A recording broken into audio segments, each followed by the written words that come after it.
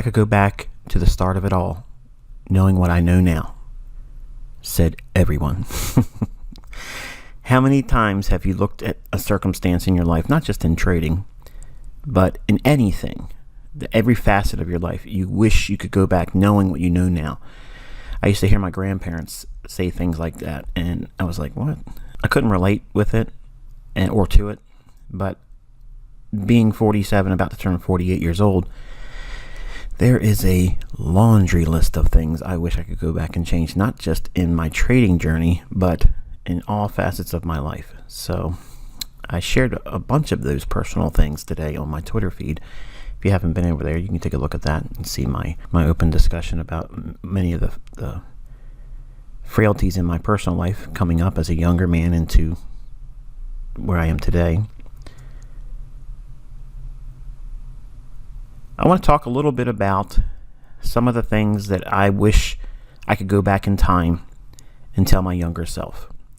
Now, the way you can use this for yourself is take what I'm saying with a great deal of appreciation, because I weathered a lot of storms financially and personally to get to what I know now.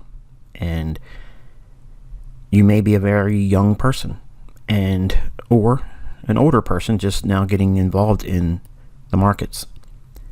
You're going to have the same growing pains that everyone else has. And some of these things are going to be things you probably read in books, heard other people talk about, but I'm going to give you my personal spin on some of them and how it applied to me. So it's kind of like a little bit of a little history book of what I was plagued with in my first 6 years. The first 6 years of my trading development is plagued with everything you could have possibly done wrong. And I want to kind of like use this discussion to kind of like go through some of the major hurdles that I had. And again, since I have children, adult children now, they can hopefully listen to this and mine the experience portion of it. Because a lot of the things that I've put on my YouTube channel and I've taught over the years, it's heavily technical, just a lot of things that are going on in the chart, and I am always accused of being long-winded. And again, if you're not into you really understanding what is most likely going to plague you, and if you just want to go through it yourself and have all that experience, have at it and don't even listen to this video. And there's no harm in you not listening to this part. You could really just say, okay, I'm just going to wait to part 2, but it's meant to be a resource for you to glean experience from without having to go through the suffering portion of it. So if I were to go back in time and I could sit at a table and talk to my younger self, what would I tell him or me where to focus? What should I, as a younger person, focus on in my development as a trader? First thing, don't seek the approval from others. Right away, that's the number one characteristic of a successful trader. Now, you might not agree with the things I'm going to say in this episode. I'm just speaking from my own personal walk and the things that I had to endure. When I first started, the first people that I looked to get approval with was my family. And I love my family, both my immediate and extended family, but none of them shared in my excitement. They gave me all the reasons why it was a poor decision. It was a bad idea to get involved in it. I'm going to just lose money and just accept working for the rest of your life. And that was simply not in the cards for me. I just didn't want to do that. So you don't want to seek approval from your family, because they're not going to understand what you're trying to do. They're going to give you all of the heartfelt reasons why they're going to try to protect you from yourself when they don't really understand what it is that you're trying to do or learn.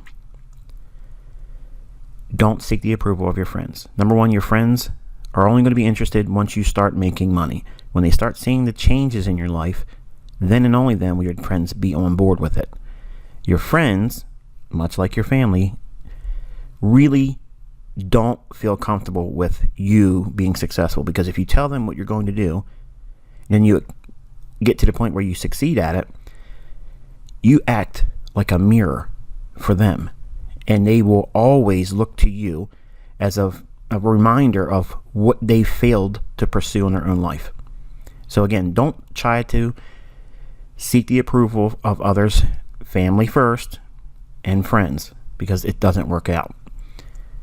Third, don't go to work and tell your coworkers that you're going to be quitting your job soon. I made all those errors, okay, and many times I've shared the low income, high hour, heavy workload job that I was doing as a young man when I was beginning this journey, and I just don't think that it's a good practice for anyone to go to work and tell their coworkers. Number one, they're going to be giving you, again, all the worst feedback you're ever going to hear. Yeah, right, you'll be here with me the rest of your life. You're going to retire from here. All those things, okay? So when you get this feedback from your coworkers, you're going to hate going to work even more, because you might have liked going to work to some degree and hanging out with the people you work with, talking about sports, talking about movies, talking about the opposite sex. All these things that you had a common, I guess, agreement on or an interest in will start having a great divide, because you're going to look at them as a source of annoyance, and they're just going to look at you as you're pipe dreaming, and you're not going to get to where you're going, and it's going to be fun for them to watch you fail. And you don't want to have someone constantly, poking you every day. Looks like you're still here. I guess I'll see you to work tomorrow. Those types of things is what I had to endure. So don't tell your coworkers what you're going to be doing. Don't tell your boss what you're going to be doing. You're going to basically fire your boss and fire your coworkers when the time is right. But you don't want to broadcast it, because all it's going to do is provide them a timeline when they think you should be doing it and tease you the entire time. So your family's going to constantly give you heartfelt advice of why you shouldn't do it. Your friends are going to say, I'm not really interested, but if you get successful, I might be interested then. So why tell them? And your coworkers are going to give you every negative thing because they hate their life too. They're at the same place you're at, yet you're trying to escape. So why would you want them to, pump you up? That's what we do as humans. We want to have our peers say, yeah, that's a good idea. But how many times in your life have you ever had that experience? I can tell you, unless it was my 5th grade teacher, Mr. Lorber, or it was my uncle that talked to me about commodities when I was 16 years old and taught me about narrow sideways channels and 1, 2, 3 tops and bottoms and head and shoulders, all those bull flags and things. At 16 years old, I was looking at it and it was going in one ear and out the other. Okay, so when you tell all your family, your friends, and your coworkers, that's what's happening. And they're not going to say, you know what, that's brilliant. I wish I would have thought of that. That's the reaction you're expecting, right? It never works out that way. But yet we all do it as humans. We want to have that's a good idea response, and it never comes. So what does it do? It causes deflation. You don't want to be around these people because now you're like, I wish I would have never said anything. But once you put it out there, it's done. And lastly, strangers.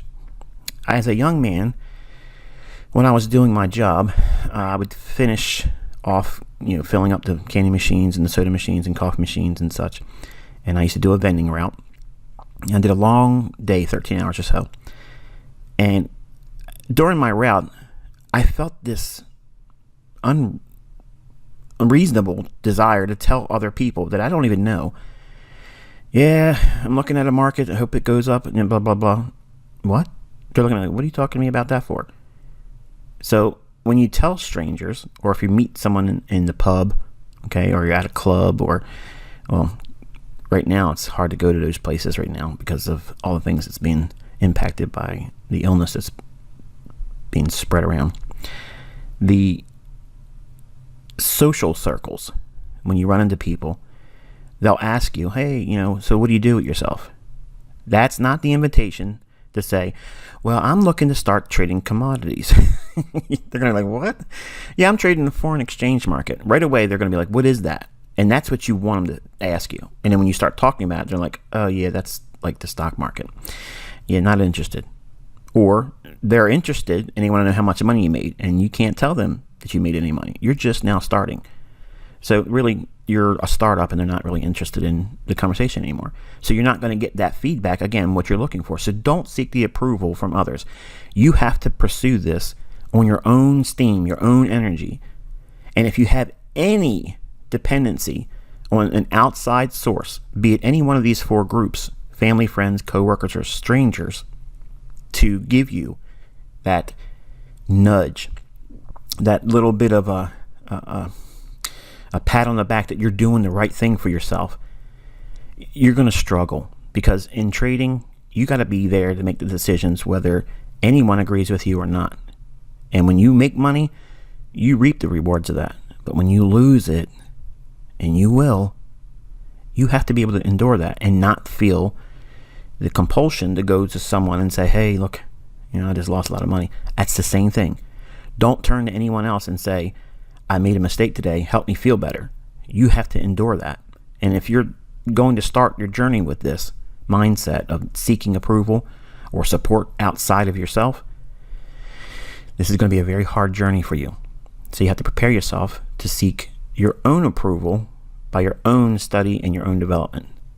Reward yourself when you do it right. And when you do it wrong, give yourself permission to be wrong and allow yourself to grow. Next, learn risk management well and make that your initial, very first thing that you want to master. So you're controlling your impulses to stop telling everybody your business, okay? It's your business. It's not their business. So stop giving your business to someone else. Next in line, it's the risk. You have to understand what you're getting involved in. If you're going to be trading with live funds, you are losing money. That's a 100% guarantee you are losing money.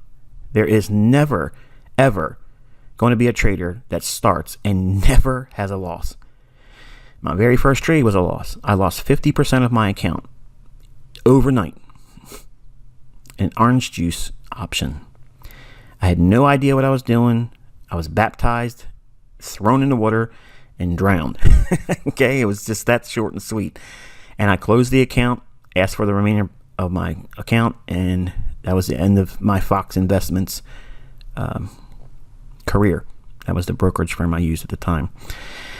And I had to go and discover how to actually look at charts and learn a little bit more about the risks. So I didn't understand risks when I got into trading. I thought that it should work right away because I saw the book. The book said it does this. So therefore, when I looked at the chart, orange juice should have performed the same way because that's what this guy said in the book. This guy told me in at least 3 pages that the market, when it does this wiggle and waggle, then I should expect it to move this particular way. And where does he get off telling me this and then it not being true? You see where the disconnection is? That was how I looked at it because I didn't want to take the responsibility of the risks. And I figured, well, I'm in an option. What's the worst that could happen? All of my money could have been gone. That's the worst. And in one day, overnight, while I was sleeping, woke up expecting to see I'm gonna be in the profits. Yeah, I wasn't expecting that. Down 50%. Welcome to trading, Michael. And it was a shock. And I just completely collapsed. Said, give me my money. I want out. And that money couldn't get back to me fast enough. And back then, they sent it in a check. And then you had to wait for the check to come in the mail. It was awful. So the first thing you want to be focusing on is managing risk and understanding the underlying risks that's available to you if you trade. You want to appreciate the percent over the dollar gain or loss. When I first started, I was interested in making a specific dollar amount. I didn't understand compound interest. I didn't understand the Kelly criterion, optimal F, none of the advanced money management theories that I adhere to now. And I just looked for dollars. If I can make $500 on this move, that's what I want to make. And my stop loss was what was the maximum I could take. And that's exactly what I was doing, because I was afraid I was going to get stopped out. So I had this unrealistic stop loss that was just unbelievably wide, or I didn't have one. I was using a mental stop, which will drive you mental if you're driving in a truck 13 hours a day, getting out, loading canned soda and junk food into candy machines and going around and fixing machines that aren't right. And you're constantly wondering what the market's doing, and you don't have a stop loss. Yeah, it's already bad enough that you have to time the market and pick the right direction. But now you got to add to it that you're doing it blind with no stop loss, and anything can happen. And that's what I was doing. I mean, literally, I was like a cowboy out there riding bulls with no experience whatsoever. And if I was thrown off, it was always going to be the worst case. It was really going to be bad. Every single time I took a loss, it was going to be bad. Either I got crushed and I got out because I couldn't handle the pain anymore, or if I had to stop, it was running against me, taking me out, and it was going to be the maximum risk that I could absorb in that trade. So you want to appreciate the percentage of what you are taking on as risk, also with your gains. So don't be impressed with a specific dollar amount, or don't look at a specific dollar amount as, well, it doesn't hurt that bad because it's only $300. But if your account is $3,000, that's 10%. That's considerable. You don't want to do that, because you can't do too many of those and not see your account be lowered to a level where it's a little bit difficult to come back from that as a new trader. So appreciate the percentage over dollar gain or loss. Learn to limit trade frequency. I felt that since the markets were opening up tomorrow, I had to be in there. So I was over trading, and if I got a profit and I was able to get out in intraday, I would well, that was fun. I want to go in there and do it again. When there was 20 minutes left in the trading session, because I was trading commodities, they had pit hours where it would open at this time and close at this time. And I figured, well, it's still open. Anything can happen. And if I'm right, I can make some more money before it closes. Had no idea what I was doing, folks. Zero idea. I was looking at these charts, and they were speaking to me, and it was all the wrong things. It was telling me gamble, and that's what I was doing. I had money in the account. There was hours still left in the trading, or 20 minutes in this case, as an example, hypothetically, and I was going in there. And if I could get more money before the close, that's what I was doing. And that's what hurt me, because I didn't understand the risk. When you're getting close to the end of the session, the end of the trading day, or the end of the week, you have to know that there's a large degree of risk in the fact that you're probably not going to see any really major move at that point, because it's already behind you. And you want to limit the number of trades you take, because the more frequency you have in your trades, the more likely you're going to lose. And if you have a lot of trades, you're going to have a lot more losses, and losses mount up, and you don't want that to occur, especially as a developing trader. You really don't want that to occur at any time, really, but you have to learn to limit your trade frequency. Avoid short-term trading, turning it into long-term trading. When I first started, I had no idea on what style of trading that I was going to really focus on. I was being told I wanted to be a position trader. You get on the daily chart, catch a 1, 2, 3, hold it for 3, 4, 5, 6 months, and I couldn't do it. I just couldn't do it. And when I started trading with short-term strategies and such, when I was in winners, that started to move a lot for me. If you trade of any length of time, eventually you're going to get lucky with something. And when it starts moving in your favor really explosively, something happens inside of our brain. It's like, okay, this was only going to be a trade for a couple hours and maybe make, 5 or 6 handles in the S&P, or 100 pips in the Forex, okay, or a $2.50 move in the stock that you're trading. But now, because it's exploded, you're like, well, this is now a 6-month trade. And you end up holding on to a winner turn loser. And you changed your strategy from it was going to be a short-term trade to now a long-term trade. And that short-term gain turns into a now immediate loss. It's debilitating. Stick to what you were trying to do. When it gets to your objectives, scale out and get your target and move to the sidelines. Don't change strategies while you're in a trade. It never, ever, ever is a good thing. And be content with enough. If you had a profitable week and it's Thursday, close up shop. Who says you have to trade on Friday? What happens if you have a good Monday and Tuesday and it's way beyond your normal return? Why would you want to press your luck? The chances are you're probably going to give some of that back, if not all of it. And when I was younger, I did that a lot in my first 6 years. But I didn't care. It didn't bother me.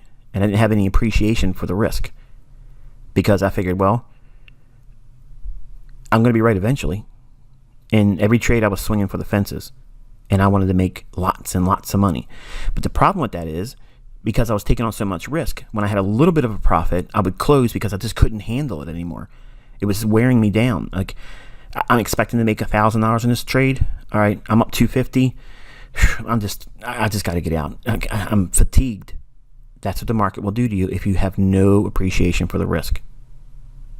Don't undermine your trading by not tackling the first lesson in risk management. You have to understand it and how you personally engage with the marketplace and how you are, I guess, adversely affected. I guess that's the train of thought I'm trying to communicate here, because unless you feel the pain of being in a market that's not moving in your favor or screaming against you, you're not going to fully appreciate what I'm saying here. And as a younger man, I saw lots of equity swings that would make anyone else nauseous, and I didn't care. I had no appreciation. I had no respect for the marketplace because I figured I'm going to get it right eventually. And I went through many accounts, not one or two, many, like 14 individual trading accounts. And I would save up money. My first account was with a credit card. And then the second account was with another credit card, $2,600 on a Nations Bank credit card Visa. And you pay a lot of percentage in terms of interest when you borrow cash. And I just was doing everything wrong. But I was not going to be deterred.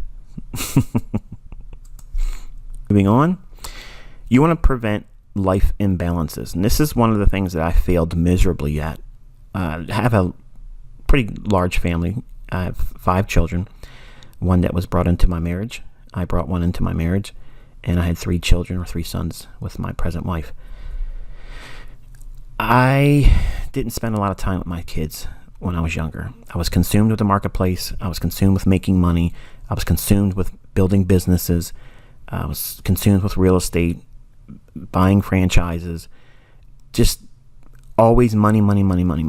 And most of my children's sporting events, I missed them. And it was very hard to see how much time I missed when I look back and now look at my children as adults. Not all of them. I have a 15-year-old and a soon-to-be 13-year-old that's still living with me. But my older children, I don't have a lot of memories because I allowed the market to steal that. And I chased it more. The faster it ran away from me, the more I would pursue it. Because I was telling myself that I'm doing all of this for them. And that wasn't true. I was doing it for me. Me. Because I hated my job. I hated where I was in life. And I wanted more. And I wasn't satisfied where I was. And every adversity brought on a new sense of urgency that I gotta get this changed right now. And days would pass and turn to weeks. to months to years. And I missed so much time with my wife. I missed so much time with my children. And the greatest lesson I can tell you right now, if you're new, especially if you're a young man or a woman, and you're getting ready to get into this, these markets are vampires. They will suck every drop and the marrow in your bones if you give it to them. It does not matter how much money you think you can make or eventually make. Because I'm going to tell you something. I've made a lot of money. Millions of real dollars. Millions. And I would give it all back if I could go back in time and be able to spend the time with my kids and my wife that I missed.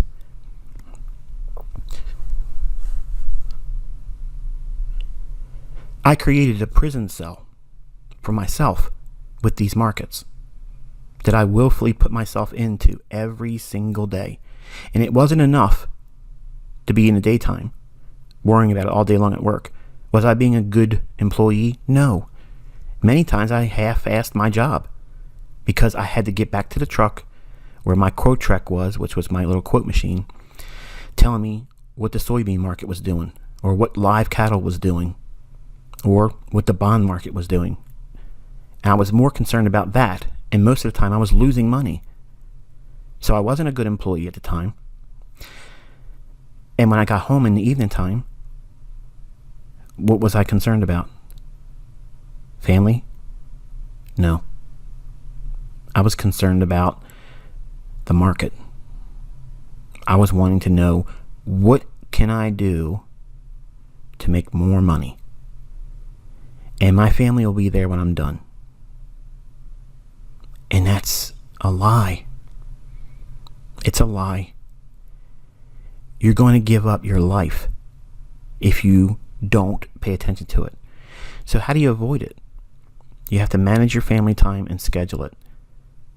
This is the time for your family. No markets, no charts, no TV time looking at reports and news events that would drive the marketplace, no newspapers, no articles in magazines, no internet, no Twitter, none of that stuff. You manage your family time and you schedule it. And then once you have gave your family your time, an ample amount of it, then you have to return back to the marketplace. You want to keep a study and trade schedule. That means, what time of day are you going to be looking at the market to trade? And there are specific times of the day, days of the week, months of the year that you want to be focusing on trading. And there are other times when you don't want to be doing that. And you want to be focusing on what they are. And when are you going to study? How much time each day are you going to allot for studying? Because if you don't have that, you're just going to go in there and say, well, it's basically like Netflix. I'm going to sit down and binge watch and see what happens. Well, if you look at a chart long enough, it's going to start telling you, if you put some money into me, I might give you some more back. And you're going to gamble. How long will a gambler sit in front of a slot machine with a pocket full of quarters before they put all of the quarters in there? As fast as they get the next one in. And that's what these charts are. They're slot machines. And you're being groomed as a gambler in all the books and things that you learn from other people. And it's just an enticement to constantly do that. Feed that beast. So you have to keep a study and trade schedule and only operate on that basis. Off days are off days. On the weekends, I spent more time worrying about the marketplace when I should have been spending it with my family. So you have to absolutely hold yourself hard and fast to, when you don't have any market activity and it's not trading, or it's a holiday and it may impact with lower volume, that's an off day. And you don't look at the charts, you don't consume yourself with looking at what could have happened, none of that stuff. You pour it into your family, and that will prevent you from having a life imbalance. And finally, you want to be patient with your development. I was overzealous and unrealistic about what I wanted to do. Once I started making money, that's what caught fire in me. And I was like, I want more, I want more, I want more. And when I saw I could take a very small account, $1,200, $1,500 to $15,000 in less than 6 weeks, I was like, this is exactly what I want to do. Like, I want to do this. I don't want to do anything else. And you don't have to rush, especially if you are younger than 30. Like, if you're in your 20s, you have so much time to get yourself where you want to be. But you want to take the time to develop yourself and learn a lot about yourself, because if you're not aware of what you're going to likely do to yourself to throw yourself off the rails, it doesn't matter what you're going to learn or what you're going to do or how much money you start with or how much time you put into it. It just means that you're going to rush to destruction. So you have to give yourself a realistic timeline. When I first started, my plan was I wanted to retire at 40. I want to make $1,000 a month and retire at 40. That was my plan. And I quickly learned that that was a really low objective. What was possible was a lot more than that. But I wasn't prepared to see that type of equity increase. When I started making a lot of money, it's like a drug. And it makes you want to do more and more, and you throw that in with you didn't care about risk, because I didn't. It hurt me. And I would see these huge gains and then huge drawdowns. So while I'd have really big run up and I'd have a roller coaster drop. And it would just put me back in that, I got to go back and spend more time in the charts. And who was suffering? My family. My children didn't get to see their father that much. My wife didn't get to see me as much as her husband. And I missed out on a lot. And seeing a couple photographs is not the same as being there to cheer your kid on when he's up there and he hits his first home run. I missed that. When his basketball team wins and he made that shot right before the last bell, I missed that. But hey, I made money on lean hogs. It doesn't measure up.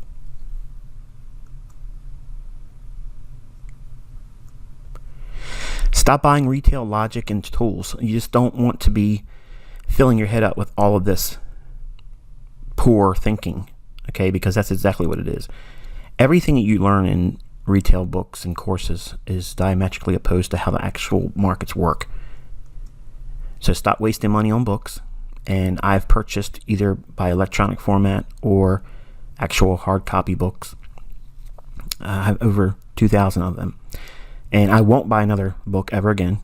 And I wish I would have stopped the second year that I started buying them. I had in my mind I was going to buy as many books as I could, because somebody out there is going to have the secret. And I can tell you, after reading over 2,000 books, none of them did. And there's some real classics in there. And the ones that I do like, I've mentioned before. And I know some of you are new and you want to know what they are. For money management, I like everything from Ralph Vince and Ryan Jones. They do a lot of Optimal F and Kelly Criterion. It's a little bit advanced. I'm not saying that everyone that first starts trading should mess with that, because it's meant to run your account up pretty quick, and you're not going to be prepared for that. And I wasn't either. That's why I couldn't make it work right away. So I had to learn a lot about myself and then tune it for me. How I Made $1 Million Trading Commodities Last Year. It's a 1970s book from Larry Williams. That book still is relevant today. Not every little thing in there is, but majority of that book is. That was the real first inspiration for me to see how smart money operates in the marketplace. And then that was my pursuit for the rest of my life. I was going to crack these markets. So that, Trading for a Living by Alexander Elder, Market Wizards 1 and 2, just for inspiration, and Street Smarts by Linda Raschke and Larry Connors. That's it. Now, if you want to know what to do the opposite of, John Murphy's Technical Analysis of Financial Markets book, that's the retail trader's Bible. I always recommend that one, simply because you want to learn how to do the opposite of everything that's being taught in that book. And if you do that, you're going to quickly see how charts are really, really fun to watch then. Because it's such a high degree of percentage of failing that it's more likely if you just fade those moves, you'll probably see the chart work in your favor. Avoid looking for hot hand gurus. I did this a lot on America Online. I chased everybody. If they had a service, I was trying it out at least for, well, back then they would do it by the week. Now everything's by a month. And everything was, at the time, a newsletter or a phone number that you had to call and pay a couple dollars a minute or whatever, and they would tell you what they were trading. And I never made money with that stuff. Even Larry Williams, not to be disrespectful towards him, but I, at one time, was paying for his hotline. And you would just call him up and he would have a recording. And it was basically what he was going to do with the bond market and with the S&P market. And I did those trades and I lost money. And again, I'm not saying that he's not a profitable trader. I'm not saying he's not a good trader. I'm not saying he's not a good teacher. I'm just saying my personal experience doing that, I lost money on every single trade. So avoid looking for hot hand gurus. This is the reason why I don't hold people's hands. I don't say, this is what we're going to do. Buy here, sell here, stop. I don't do that, because all that does is create codependence. And you don't want to be a codependent trader. You want to be an independent thinking trader. Become your own signal generator. The big thing is always, as a new trader, you want to find someone that's good. You don't want to find a mentor. You want to find someone that's going to tell you what they're doing and making money so you can copy them. And I fell victim to that too. I didn't want to trust my own analysis. I got lazy in thinking, well, I really just want to make a lot of money. So if I can find someone that's really good, I'll just copy them. And everything they do, I'm going to take the trades. Since they're successful, even if I take a couple losses here and there, I'm just going to stick with it. So what am I really saying there? I'm saying that I'm going to use them as my system, and I'm accepting losses. I know they're probably going to come, but I'm holding out that they're going to have more wins than losses. Now, doesn't that make sense if you applied it to your own strategy? But when you, as a new trader, start, you don't want to accept losses. That's not acceptable. But when you justify your spending, when you buy other people's signals, it's somehow brought into the reasoning part of the decision making that it's something that's acceptable. Losing trades, it's acceptable until you take that first loss, and then you're not subscribing anymore. You go back to looking for another hot hand guru. Be willing to lose, and lose a lot early on. It's part of it. You don't know what you're doing, and no book, no course, even me, if I sat with you every single day for a month, you would still take losses. You would lose. It's unavoidable. But early on, when you are developing, you're going to be wrong a lot. And this is the reason why I tell people, do not trade with live funds. Until you know exactly what you're doing and you understand yourself, and that may be longer than 6 months. It may be longer than a year. For some of you, it might be 2, 3, 4 years, like a college degree. And some of you aren't prepared for that. And there's no shame in you saying, you know what, this ain't for me. That's good. That means you're not going to lose money. That means you're not going to have imbalances in your life. It means that you're not going to hurt yourself, both financially and psychologically. Because I did that. I caused physical problems with an eating disorder. I developed agoraphobia, which was a fear of being around other people, because I didn't want them to find out how bad I was losing. And I wish I could go back in time and tell myself, losing is normal. It's acceptable. It's part of the business transactions. In this industry, you're going to have losses. Control them. Over time, you're going to make more money than you lose. I didn't think that way when I first started. I was trying to avoid losing altogether. And then every single loss was a paramount event. Like, it was huge. It was elevated to some grandiose, painful, just terrible thing that I had been enduring, when it's just, I did it wrong. Simple. You made a mistake, Michael, and you're going to make lots of them. 27 years from now, you're going to have so many losing trades, you're going to look back and say, you know what? It didn't kill me. So be willing to lose a lot early on in your development. That's why you want to do it on paper. That's why you want to do it on demo, because you need to see what it feels like to be wrong a lot and not have the money taken from you, and then correct those problems before you put real money at work. Stay away from social media drains. Well, in this age, we have a lot of social media, but back when I first started, November 5th, 1992, social media was just starting up with message boards, or bulletin boards they call them. So it's kind of like Twitter, or not so much Instagram, but basically like Twitter. People would just communicate with open emails. Basically, the format was whatever you would look at and see that would be sent by way of an email. It would just be a open source where people could see what everybody was doing. A message board, basically. And I would get my feelings hurt back then because someone would say, that's a stupid idea what you're doing. And then when I was doing it right, everybody was like, man, you are a rock star.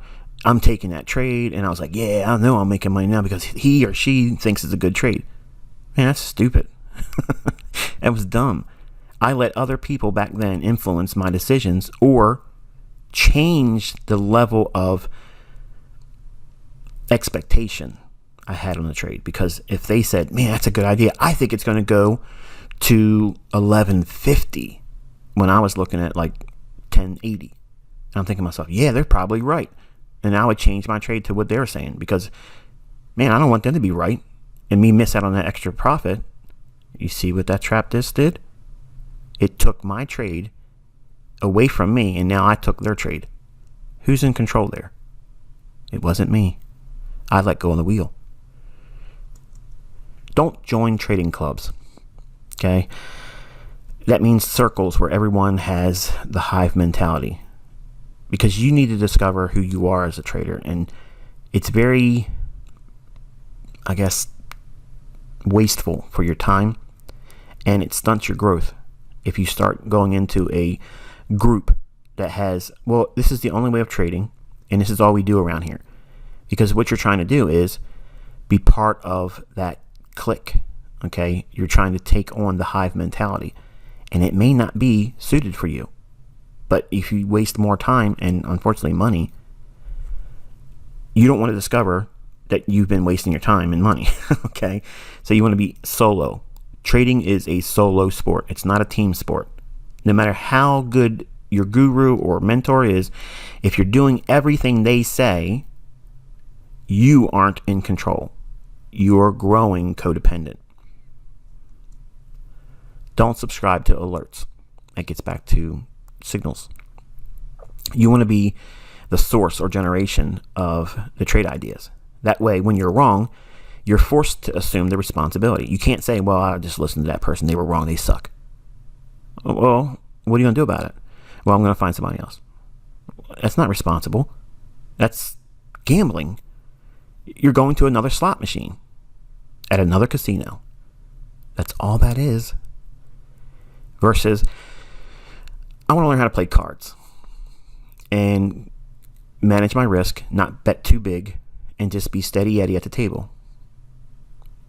You want to be the generating source of the signals. Don't subscribe to someone else, because you have no idea what got them into the trade. You don't know what influences are being imposed on them. Maybe they had a bad day. Maybe they had just recently had a spat with their spouse, and they feel like they have to feel good, empowered. Man, I'm gonna go out there and just tell everybody to buy S&P tomorrow at the open. And if I'm right, I'll feel good. I'll feel better about this whole thing. Because they're human too.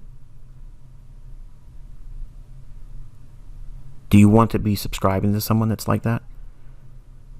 You don't know if that's what's going on. They're not going to come out and say, yeah, this trade worked out, but let me tell you what really was going on.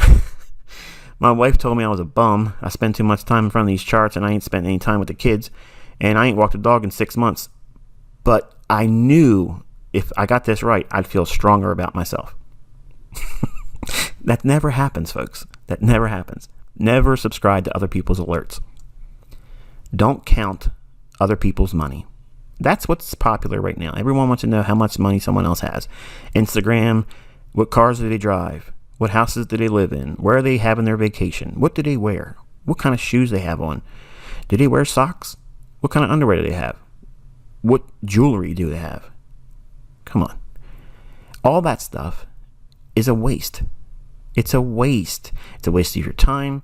It's a waste of money. And you don't need all those things. If you're trading to do that, you're never going to get there. And I'm going to repeat that.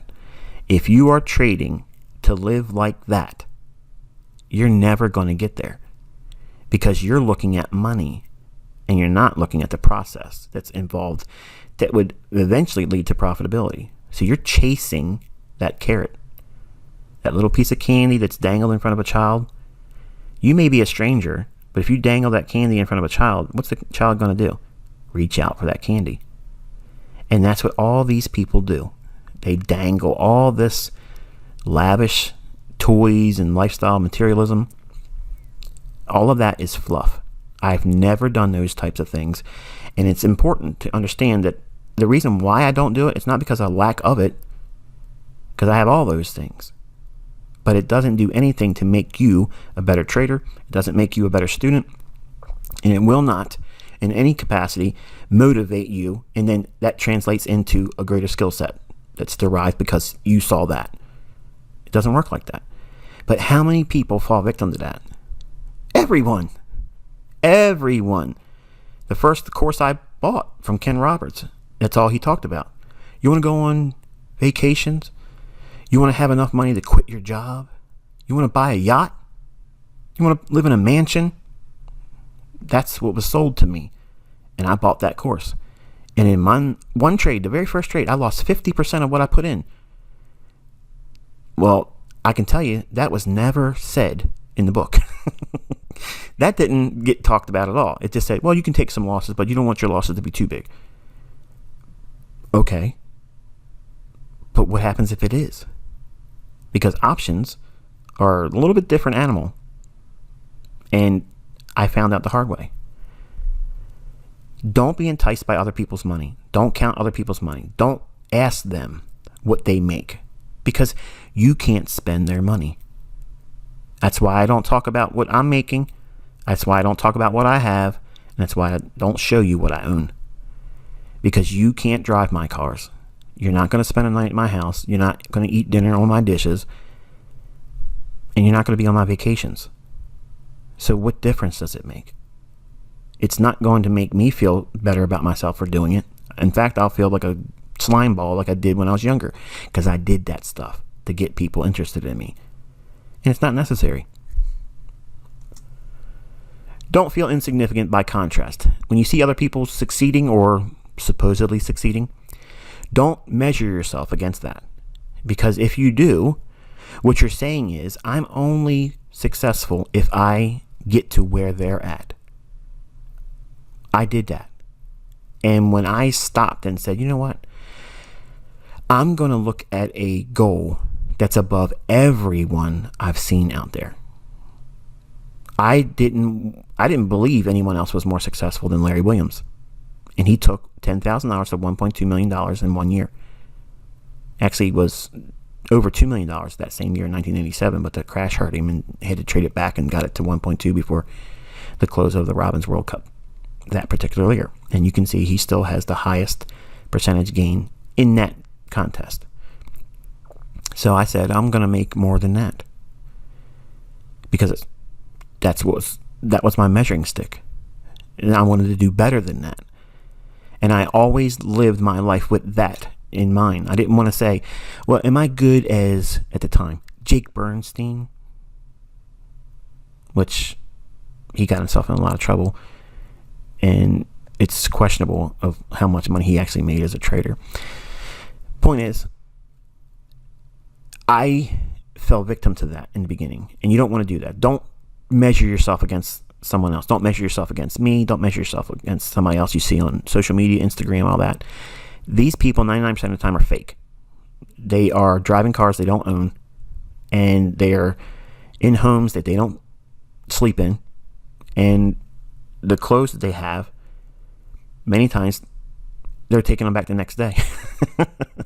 So, what's the deal? And watches, they're all basically fake. All that stuff is a lure to make you think they're successful. If they're successful, they'll prove it by showing you they know what's going to happen in the marketplace. But strangely enough, that's the thing they don't ever do.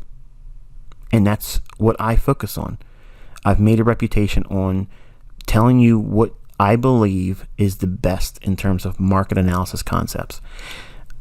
In 1996, I penned what everybody else is out there now touting as market maker concepts. In one capacity or another, it's a watered down version of what I put in lecture notes in 1996. What I started using in 1995, improved with real money, I started teaching one-on-one sessions. And they have made their way through the internet over time. And now we see even more of it. People have wrote books about it. They've made courses about it. And they even included some of the things that actually occurred in my personal life as some of their narratives. And it's all a lie. They didn't have those experiences, but I did. And I'm the only one that can prove that makes this stuff work. Don't feel insignificant by contrast, because majority of the people you see out there, they're fakes. They're frauds, and they aren't what they claim to be.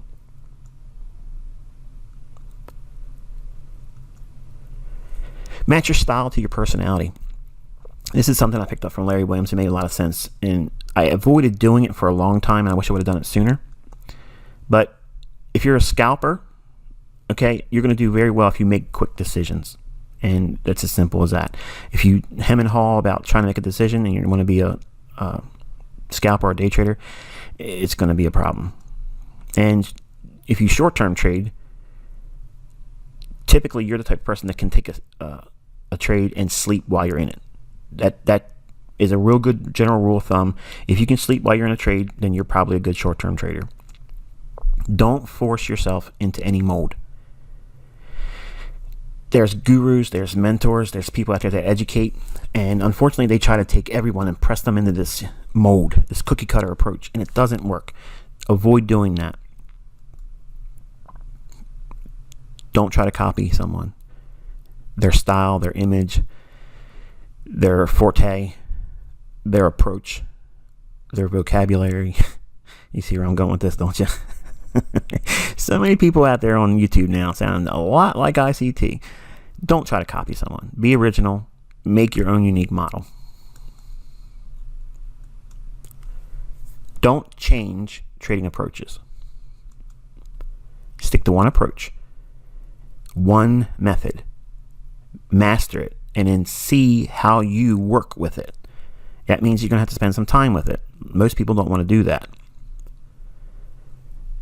Avoid system hopping, okay? And the trap is, if you take a trade and it loses, okay, that's reasonable. But if you take another trade and you lose, that's it. I'm throwing this away. This is stupid. This method doesn't work. I did that a lot. And I went through all kinds of trading systems. And that's the reason why I went through all kinds of trading accounts, because I wasn't consistent with anything except for system hopping. That was my only consistency. The baseline of my consistency was all around me not being consistent with one trading approach. Many traders fail at that. Every model loses. You're going to have to accept that. I mentioned it earlier with risk. You can't avoid it. It's part of the business. Treat it like a normal transaction. When you go to work, if you get sick and you miss a day's work, that's a loss. Did you lose your job? No. Did you lose your house? No. Did you have a little less money that week? Yeah. That's life. Well, that's how trading works. Losses are inevitable. You're going to have them. Find your unique model and grow from it. Don't tweak it too much. Once it's profitable, stick with it. And then what you'll find is, by using a more advanced money management approach, if you have a method that gives you a delivered result that's measurable and it's consistent enough that it does it more times than it doesn't, if you add impeccable risk management and money management to that, you will become wealthy. End of story. There's no ifs, ands, or buts. That's the way it is. But you cannot get to that point until you go through all these other steps that are very, very boring, admittedly, but they're all part of the process. Settle on one trade setup initially. Determine your asset class. Pick one market asset class. It's a commodity, it's an index future, it's a forex pair, it's a cryptocurrency, it's a stock. Whatever it is, stick to that one asset class. And inside that one asset class, pick one market. Outline when you want to buy. That means what's the criteria that you feel comfortable with when it's a buy. And then outline that and make it as detailed as possible. Put it on paper. And the same thing with you when you want to go short. What's the characteristics and circumstances that would drive you to believing it's a short? And with that, you want to build many study journal cases. Notice I said not live trades with real money. You want to have a study journal that has a plethora of examples of where this worked in the past and when it didn't, and study them at great lengths. So that way you get familiar with what it looks like by recognition. And then when you see live price action, you'll recognize it as it forms. Now, with all those things, you have something to start with. And now you can plan your beginning.